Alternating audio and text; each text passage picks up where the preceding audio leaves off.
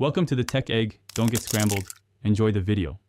You start by opening Rekordbox and loading the track into a deck so you can change BPM directly.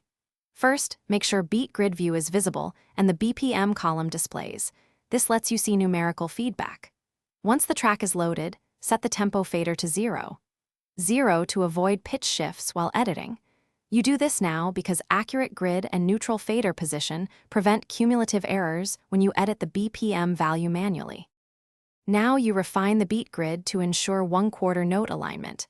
Click Grid, then Adjust and place the first downbeat at bar 1.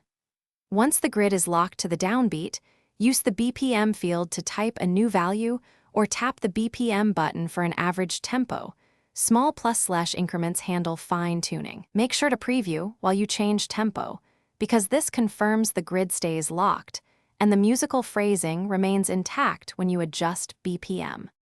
Finish by saving the adjusted BPM to the track metadata so Rekordbox remembers it across sessions.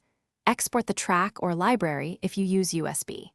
If you hear warping or unnatural pitch, make sure master tempo is enabled or disabled depending on desired pitch behavior, and rewarp the grid to correct transient misalignment.